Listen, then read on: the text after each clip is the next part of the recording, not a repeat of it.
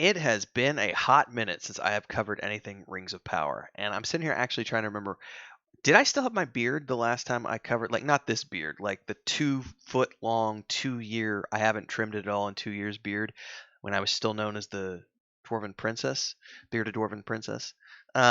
That may have been, I may have still had a beard the last time I covered Rings of Power. But once the show went off the air and I had done my like 3 weeks or 4 weeks of post show discussions and everything else, I think we just moved on.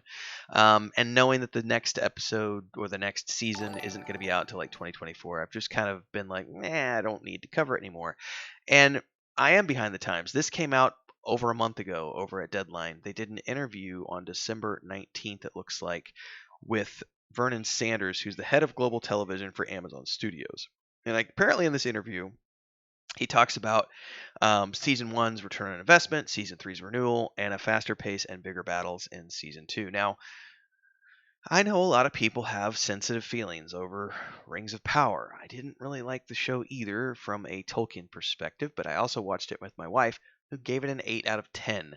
And I have to take my wife's opinion into consideration because she's never read the books and she's a general fantasy fan who tends to rate things and view things differently than I do. And I appreciate that perspective because it allows me to watch shows and have both a biased viewpoint because of my fan reaction and an unbiased viewpoint to help even out the reviews that I give shows such as The Rings of Power. And I always fall back on the Star Wars argument that I always use. I'm a Star Wars fan, which means I love Star Wars. I've loved Star Wars since I was a child. As far back as my memory goes, Star Wars has been an important part of my life and an important part of who I am as an adult. And I will always love Star Wars.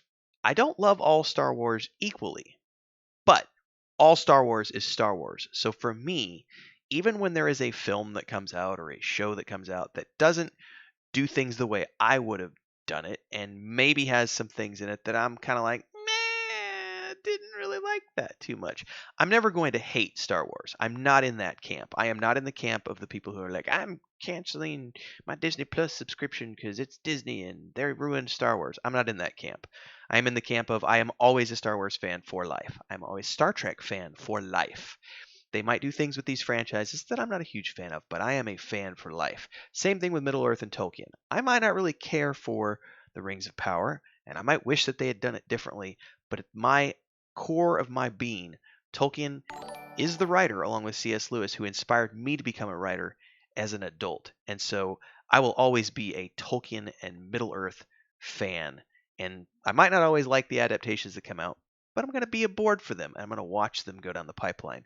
Now, what's really interesting about Vernon Sanders is, regardless of your take on Rings of Power, which we've kind of just talked about, he is the head of global television for Amazon Studios, and they produce hundreds, if not thousands of hours, it probably is thousands of hours, um, of great television every year, right? Like Amazon Studios produces a ton of amazing television that has nothing to do with Rings of Power or Wheel of Time, a couple of the franchises that fans are most riled up about. They've done Bosch, they've done Man in the High Castle, they've got The Boys, they've got the upcoming Fallout show, they've done so many amazing shows. I've talked about this in the past. And so I got to give this guy a lot of credit because Vernon Sanders has brought Amazon Studios into the position where they could afford to pay for the rights to try to do their own take on Tolkien. And that's a big undertaking, and they produce a lot of stuff that I really enjoy. So I got to give this guy credit where credit is due.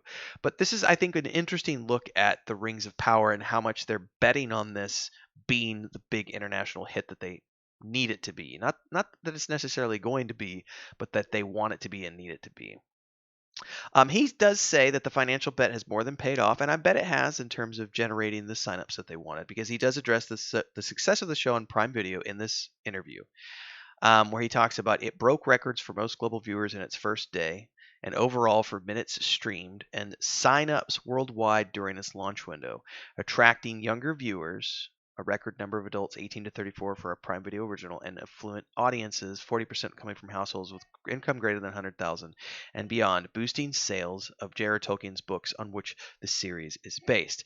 So even if you live in an insular world where you hate Rings of Power and your singular focus is on wanting this to never get to a second season and you want to watch Amazon burn to the ground because of what they did to your favorite franchise, you have to understand that, love it or hate it, the show did a lot of good things. And this is something I want to point out, one specific thing here, which they mentioned in this article, because I said this throughout my entire rant series last year about Rings of Power. At the end of the day, love it or hate it, it's going to do one important thing for the franchise that is Middle Earth, and that's going to be that it sells a lot of copies of books and it introduces more people to the worlds, and I say worlds here because there's a lot going on here, of Tolkien's imagination and everything going on with Middle Earth and the Legendarium and everything else. So even if it wasn't a direct win for Amazon, it was for the franchise that is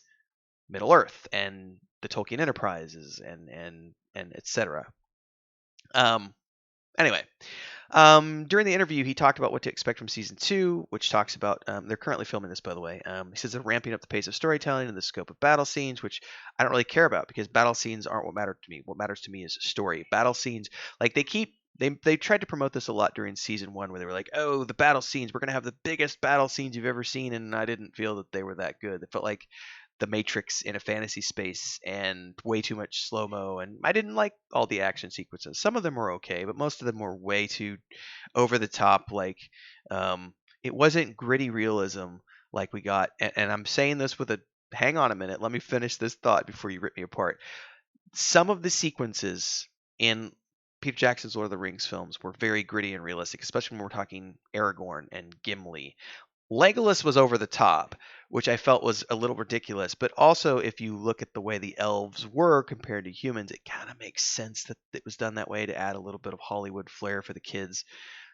I'm not going to always agree with Legolas jumping upstairs of a bridge that's falling like in the Hobbit film, but little kids look at that and go, oh, Legolas is such an awesome, look at the way he's like a superhero. Like, I get it, even though the adult fan of Middle Earth in me cringes and goes, ah.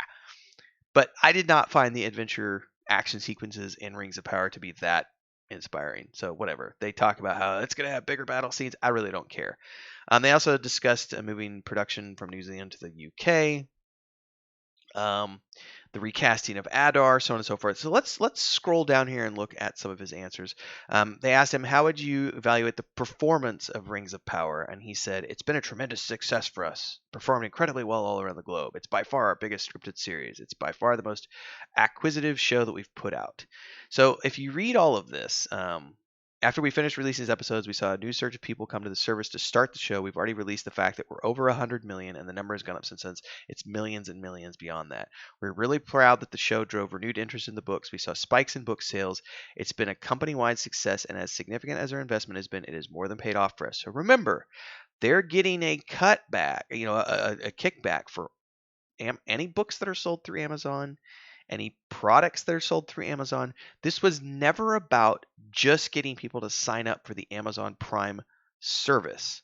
This was in general, everything that Amazon does is, remember, if you remember I talked about this in it was the video they did last year during the promotion where it was like, it showed like the kid who was like getting joked about, not quite bullied, but being joked about at school, and he would come home and read the books, and he got a package in the mail because he was ordering cosplay costume stuff, right? And like the box came in an Amazon. It was an Amazon box, but it had all this Rings of Power marketing material printed all over it. And then by the end of it, he goes to a conference and like a movie theater opening, and it's everybody's in cosplay, and it's like celebrating the community that is Middle Earth, individuals around the world, the fans, right? It was I thought it was a very well done piece of marketing. Now, I know a lot of people like to point out flaws in it and whatever, but it did what it was supposed to do, which was show people that this isn't just about the show, and it's not just about getting people to sign up for the Amazon Prime service. This is about the merchandising, because Amazon gets a cut of everything that is sold through their platform.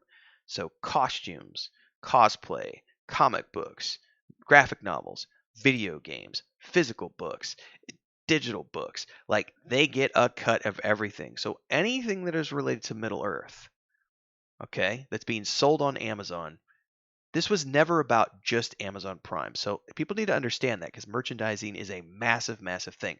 So from even if the show didn't have the numbers that they might have expected, and even if that's true, which we've never seen them state what numbers they were shooting for, they saw the success internationally around the entirety of everything selling lots of copies.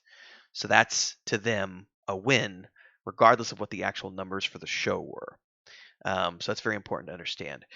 Rings of Power received an early season 2 renewal in late 2019. Now that season 1 is out, you're still committed to Patrick J.D.'s vision of telling the story of 5 seasons? And if so, when can we expect a season 3 renewal? And again, this was back in December, and he said we are committed. We have every reason to be excited. They've done a tremendous job. It's a great question about season 3. We're probably 2 or 3 months in on season 3 or away from season 3 maybe, but I think there could be news in the new year.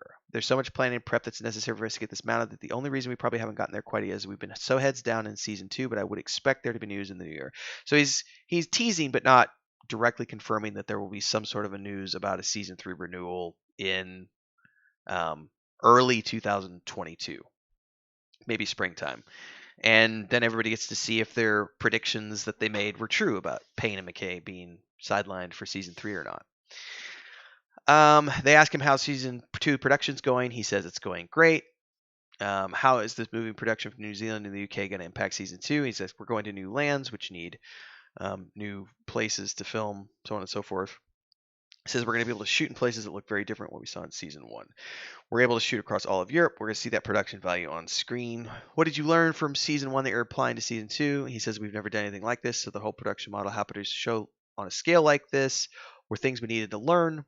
Next time we're going to be faster. We're going to be able to put more money on screen just in terms of the scale and scope of what we're. It's always about money with these guys. They're always promoting how much this costs. None of that matters if it's not very good. Come on, guys. But again, I got to laugh at myself for making that statement because again, it's not about whether or not it's that good or not because they're still again making tons of money off of merchandise and everything else. So even if the show isn't that great, as long as it gets those people to sign up for the service and sell merchandise, it's going to be a win. The pace of our story is going to increase in part because the story is demanding. That now that everything's been established, the stakes are established, we're going to be able to watch some characters and lands go to war. Okay. Will we see bigger battles? Yes. Decision to recast a main character, we still don't have an answer about that. And he just says, unfortunately, it didn't work out. So we still don't know what the reasons for that were. And then there's a question about diversity, which I'm not even going to talk about because I don't want my video to be about that. In any case, it was an interesting look into what's continuing to go on with Rings of Power. Again, I'm not really actively covering the show on a regular basis right now because it's been off the air for months. Occasionally, I might bring this up maybe once a month, once every 2 months. I may dip back in. And of course, I am going to be reviewing season 2. And as we continue to get more news around season 2 and press footage and screenshots and all the interviews and the press that's going to come out in the next, probably later this year, early next year as they get closer to, actually launching season 2, I'll continue to cover it.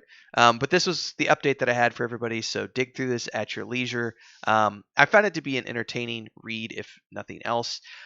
There's obviously a lot of spin in this because he is the head of Global TVs. He's got to be out there promoting this and promoting their service, and everything's great, everything's perfect, everything's peachy because that's his job. That's his job. So if you can read it with a grain of salt and cut through everything, yeah, it is what it is. This is just some news on Rings of Power that you might find interesting. Like, subscribe, hit the bell icon if you did enjoy this. Support if you can with super chats on premieres and live streams. Don't forget super thanks on uploaded videos. Join as a member, 3 different tiers. There's a Patreon page, Discord. All the links are down below us. Have happy weekend, everybody. Have a good weekend, and hopefully you'll enjoy gaming, books, shows, whatever it is that you're going to get up to this weekend. See you next time. Peace.